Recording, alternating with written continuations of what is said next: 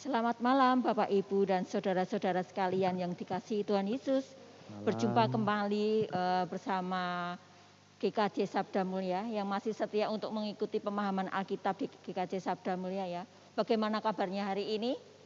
Sehat nggih Pak Dani, Pak Yosef? Sehat-sehat, ya, luar puji biasa. Tuhan. Amin. Ya. Sebelum kita mau memulai untuk pemahaman Alkitab malam hari ini, marilah kita memasuki di rumah masing-masing dengan suasana hati yang teduh, yang tenang. Mari kita memasuki masa teduh.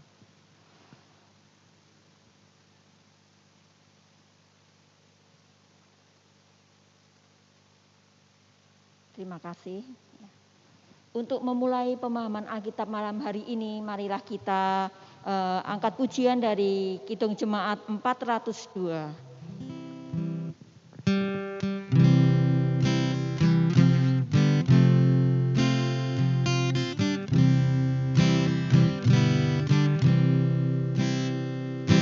Perlukan juru selamat agar jangan ku sesat, lalu harus ku rasakan bahwa Tuhanku dekat, maka jiwaku tenang, takkan takut dan enggan bila Tuhanku membimbingku di malam pun tentram.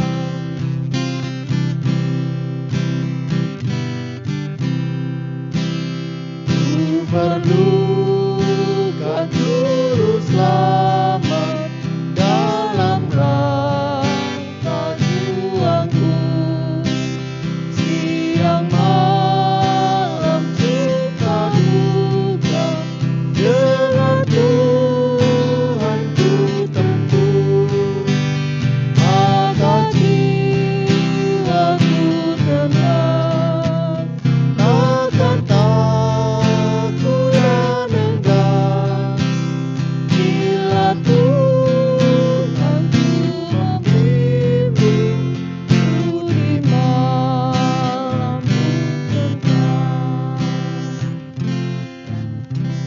Setiap harinya apa yang kita perlukan bukan hanya kebutuhan jasmani, tetapi kita juga memerlukan kebutuhan rohani.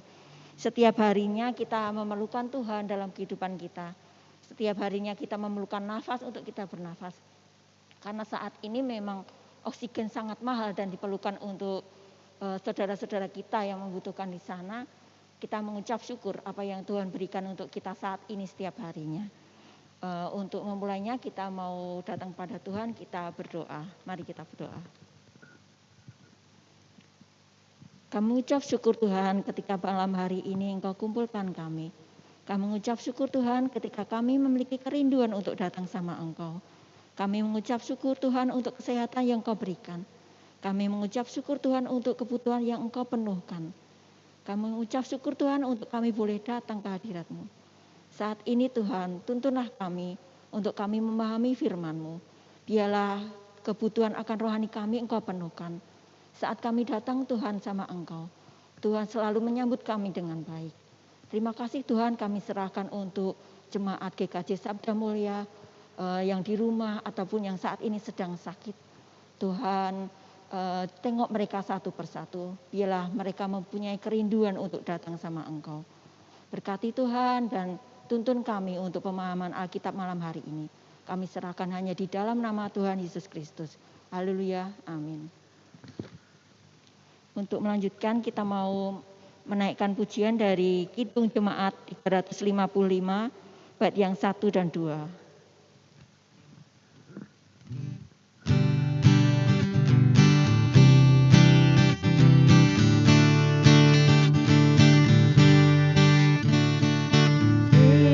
Memanggil, mari segera, ikutlah jalan selamat batang. Jangan sesat dengar sabdanya, hai marilah segera.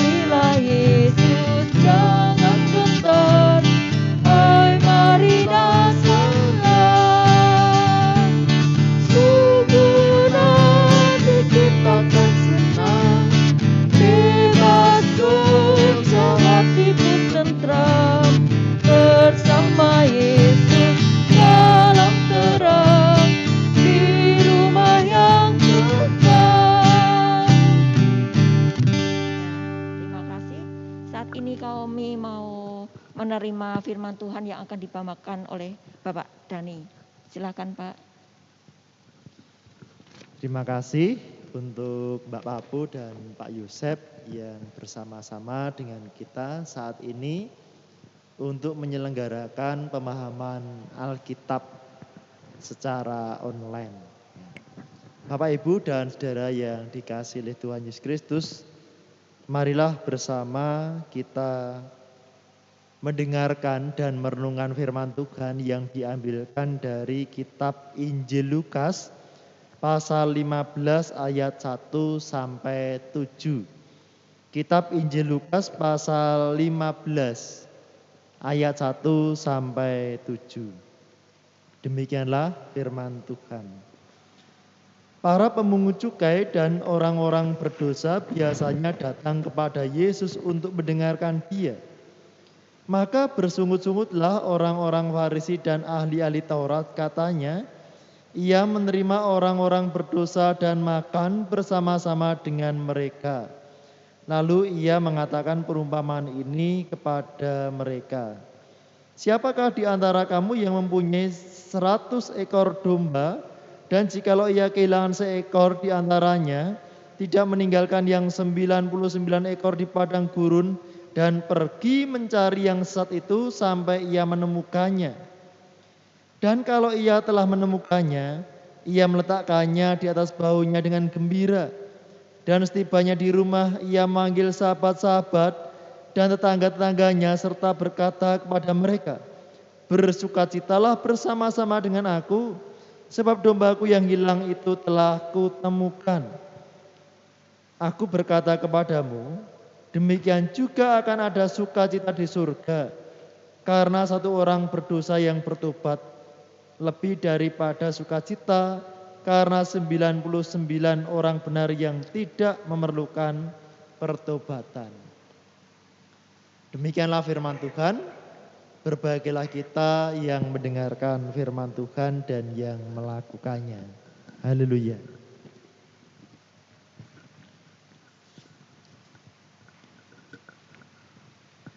Bapak, Ibu, dan saudara-saudara yang kami kasih dalam Tuhan Yesus Kristus, pada umumnya setiap orang memiliki kebiasaan yang ia lakukan. Kebiasaan bisa diterjemahkan sebagai sebuah bentuk perbuatan yang dilakukan berulang-ulang dengan cara yang sama. Hal ini juga menunjukkan bahwa orang tersebut menyukai perbuatan itu. Terkait dengan kebiasaan ini, ada juga yang menyebutkan ini kebiasaan baik, ya. Oh, ini kebiasaan buruk. Nah, biasanya dipilah menjadi dua bagian. Nah, contoh sebuah kebiasaan. Ada orang yang memiliki kebiasaan belajar sambil mendengarkan musik. Ada yang seperti itu. Ada juga yang memiliki kebiasaan berdoa pada tengah malam, dan masih banyak contoh-contoh tentang kebiasaan. Nah, khususnya di saat-saat pandemi COVID-19 ini, kita semua juga diajar, ya, diarahkan untuk memiliki kebiasaan baru. Apa Bapak Ibu kebiasaan baru? Ya, seperti yang telah kita dengarkan selama lebih dari setahun ini, ya, untuk terbiasa memakai masker, ya, terbiasa mencuci tangan dengan sabun air yang mengalir atau menggunakan hand sanitizer, terbiasa untuk menghindari kerumunan, ya, terbiasa untuk mengurangi mobilitas, terbiasa untuk menjaga jarak. Ini kita jaga jarak ya Pak Yosef, ya, sama Pak. Ya, ini ya semeter lebih, ya, hampir 2 meter lah, ya. Nah, menjaga jarak meskipun kita juga pakai masker semua. Bapak, Ibu, dan Saudara, tentang kebiasaan baru ini ya tidak gampang. Kita mungkin bosan, sumpek nganggo masker, ameh mangan bareng sulit ya, karena ya memang beginilah situasinya, tapi bagaimana kita harus belajar dan belajar untuk menerapkan kebiasaan baru ini dalam pandemi COVID-19. Karena itu semua ya untuk kebaikan kita bersama, Bapak, Ibu, dan Saudara yang terkasih. Di dalam firman Tuhan yang baru saja kita baca ini, kita menemukan ada satu kebiasaan yang dilakukan oleh para pemungut cukai dan orang-orang berdosa. Yaitu bahwa mereka yang dicap sebagai orang berdosa ini biasa datang kepada Tuhan Yesus dan mendengarkan perkataannya. Di sisi lain, Tuhan Yesus juga mau menerima kedatangan para pemungut cukai dan orang-orang berdosa. Inilah keistimewaan Tuhan Yesus jikalau dibandingkan dengan para ahli Taurat dan orang-orang Farisi pada saat itu. Tuhan Yesus sebagai guru agama Yahudi, ia membuka diri terhadap siapa saja. Termasuk Tuhan Yesus mau bergaul, mau makan bersama dengan para pemungut cukai dan orang-orang berdosa. Nah, sikap Tuhan Yesus ini tentu mendapatkan kecaman atau respon yang tidak menyenangkan dari pihak orang-orang Farisi dan para ahli Taurat. Mungkin Tuhan Yesus ini dianggap telah menajiskan dirinya dengan hidup bergaul bersama dengan orang-orang berdosa. Bapak, Ibu, dan Saudara, respon yang kurang menyenangkan ini bisa kita lihat pada ayat yang kedua. Maka bersungut-sungutlah orang-orang Farisi dan ahli-ahli Taurat, katanya, ia menerima orang-orang berdosa dan makan bersama-sama dengan mereka. Bapak, Ibu, dan Saudara, mendengar respon dari para orang Farisi dan ahli Taurat tersebut, justru ini dipakai sebagai kesempatan Tuhan Yesus untuk mengajar mereka. Dan di sini Tuhan Yesus memberikan pengajaran dengan perumpamaan, yaitu perumpamaan tentang domba yang hilang. Perumpamaan tentang domba yang hilang ini juga sudah seringkali kita dengarkan ya Bapak Ibu ya. Sejak dulu saya sekolah minggu ya, guru sekolah minggu saya sering menyampaikan perumpamaan tentang domba yang hilang. Dulu waktu persekutuan remaja pemuda, firman Tuhan ini juga sering disampaikan. Tetapi marilah kita perhatikan bagaimana perumpamaan ini menjadi pengajaran untuk kita. Perumpamaan ini sungguhnya tidak mengajarkan kepada kita bahwa Tuhan mengendaki orang-orang yang berdosa ini hidup dalam pertobatan. Tuhan tidak menginginkan mereka hidup tersesat, tapi Tuhan menginginkan mereka kembali dalam persekutuan dengan orang-orang percaya, kembali dalam persekutuan dengan Tuhan. Nah, pertobatan ini bisa terjadi jika ada orang yang mau memberitakan, ada orang yang mau membimbing orang-orang yang dicap sebagai orang berdosa itu ke dalam firman Tuhan. Ini tentu tidak mudah. Kita lihat Tuhan Yesus sendiri harus menghadapi banyak tantangan, menerima kritikan yang tajam dari pihak orang-orang Farisi dan para ahli Taurat. Bapak, Ibu, dan Saudara, setiap orang selalu membutuhkan hidup dalam pertobatan senantiasa. Coba kalau kita mau mawas diri, kita mau jujur, introspeksi diri. Kadang-kadang atau seringkali kita menyadari bahwa baik pikiran, ya, perkataan, perbuatan kita sering tidak berkenan di hadapan Tuhan. Ketika kita menyadari hal ini, maka cepat-cepatlah kita datang kepada Tuhan dan mohon pengampunan. Menjalani kehidupan dalam pertobatan. Demikian juga jikalau kita mendapati ada teman kita, sahabat kita, sesama kita yang terjatuh dalam dosa, maka kita juga wajib untuk mengingatkan mereka dalam kasih, supaya mereka tidak semakin tersesat, jatuh ke dalam dosa, tetapi supaya mereka segera menyadari akan dosanya dan kembali hidup dalam persekutuan dengan Tuhan. Kita percaya Tuhan Yesus Kristus sebagai gembala yang baik terus berkarya untuk mencari orang-orang yang tersesat. Tuhan sangat bersukacita apa berhasil menemukan orang yang tersesat dan dikembalikan ke dalam persekutuan orang-orang percaya yang lain. Di sini Bapak, Ibu, dan Saudara, Tuhan Yesus berkenan mengajak, memakai kita semua sebagai rekan sekerja Allah dalam rangka mencari orang-orang yang tersesat, supaya mereka menjalani kehidupan di dalam firman Tuhan. Oleh karena itu yang perlu kita perhatikan adalah yang pertama, kita perlu menjaga kehidupan rohani kita. Nah ini penting nih ya. Jangan sampai kita sendiri justru menjadi orang-orang yang tersesat. Wah, nanti rak lucu misalnya Pak Dhani digulai gitu ya. Karena apa? Pak Dhani tersesat ya. Hidupnya jatuh dalam dosa. Ini jangan sampai Bapak Ibu. Kita harus menjaga kehidupan rohani kita. Caranya bagaimana? Ya monggo Bapak Ibu rajin-rajin beribadah. Meskipun secara online ya. Rajin-rajin mengikuti PA secara online seperti pada saat ini.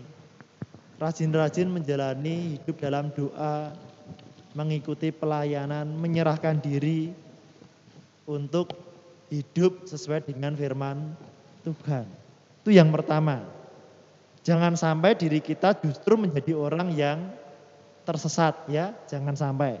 Yang kedua, bersama dengan orang percaya yang lain, kita perlu mengupayakan pemeliharaan iman. Penting ini ya. Gereja selalu menyelenggarakan pemeliharaan iman. Supaya apa? Supaya jangan sampai ada anggota jemaat yang tersesat. Ya. Kalau kira-kira ada yang rada keset sithik gitu ya. Kalau di sini tidak ada ya Bapak Ibu ya. Ya. Kalau ada yang aras-arasen sithik ya segera kita ajak ya. Kita gandeng masuk lagi ya, sergap lagi di dalam pelayanan ya. Ini mengupayakan pemeliharaan iman di tengah-tengah gereja. Yang ketiga, nah, meskipun pemeliharaan iman sudah diupayakan ya, kepeksone ya, terpaksanya kita melihat ada salah satu anggota jemaat yang tersesat, jatuh dalam dosa, ya kita perlu untuk mencari, kita perlu untuk mengingatkan, kita perlu untuk segera menemukan dan dikembalikan kepada persekutuan orang-orang percaya. Supaya keselamatan anugerah Allah terus terpelihara dalam hidupnya. Kita percaya bahwa ini semua bukan tentang karya manusia, bukan Bapak Ibu. Roh Kuduslah yang memimpin kita. Roh Kuduslah yang menggerakkan kita. Supaya sukacita surga semakin dinyatakan. Tentunya kita juga senang ya Bapak Ibu ya kalau ada jemaat ya dikembalikan di dalam pertobatan, kita juga senang. Terlebih lagi sukacita surga ini semakin dinyatakan dalam kehidupan orang yang menjalani hidup di dalam pertobatan. Tuhan memberkati kita semua. Amin.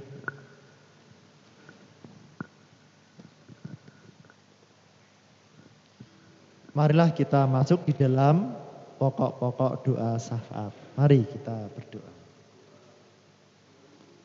Tuhan adalah Bapa kami bersyukur pada saat ini kami masih dipertemukan di dalam pemahaman Alkitab secara online.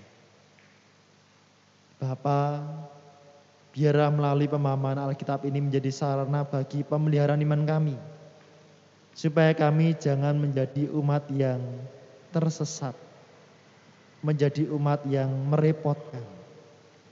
Ya Tuhan, mampukan kami untuk menjalani hidup sesuai dengan firman-Mu.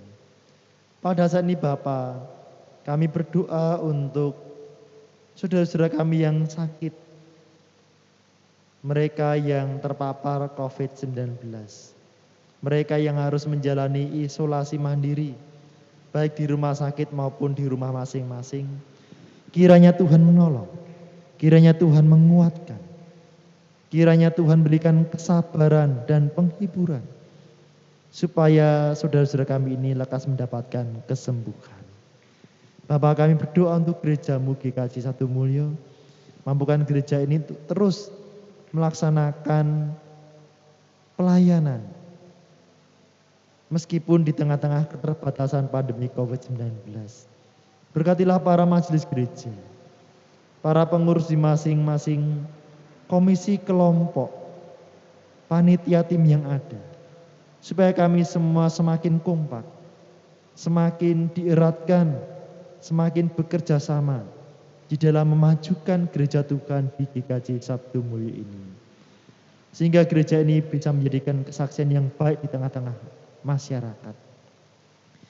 Tuhan, kami juga berdoa untuk para pemimpin bangsa kami.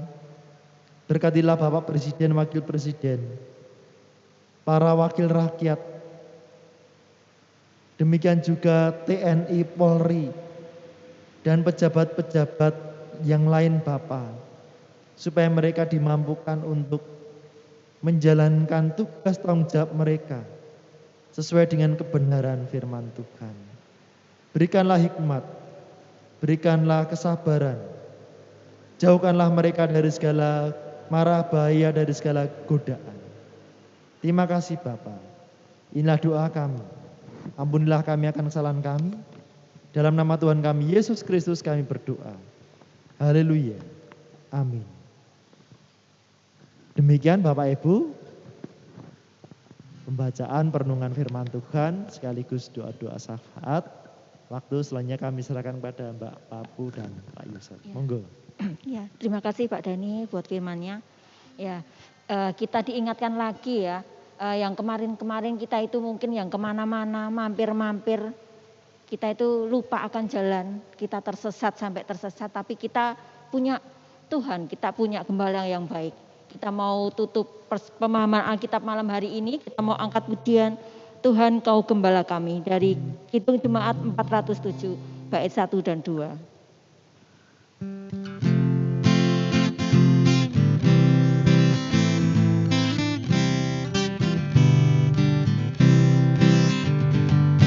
Tuhan Kau Gembala kami, tuntun kami kepadamu. bila kami menikmati nikmat pengorbanan-Mu.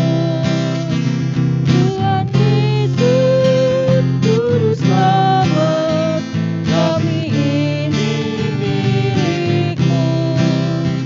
Tuhan Yesus, Juru Selamat,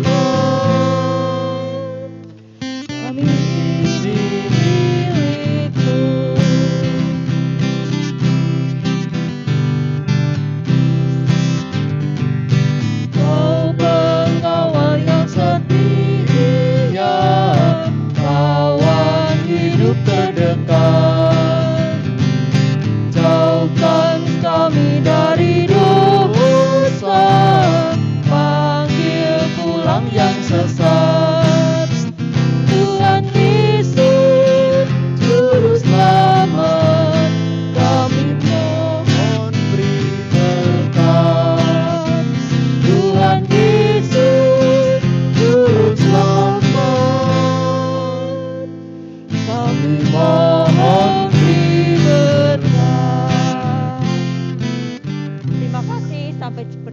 kembali untuk pemahaman Alkitab hari Minggu depan. Dan tetap sehat, tetap semangat. Jemaat-jemaat GKJ Sabda Mulia dari anak-anak sekolah minggu, ibu-ibu dan lansia semuanya tetap sehat. Jaga kesehatan, tetap pakai masker, kita tetap jaga jarak, mengurangi mobilitas untuk bepergian kemana-mana. Salam sehat dan dari kami Pak Dani dan Pak Yosef. Terima kasih, Tuhan Yesus Berkati. memberkati.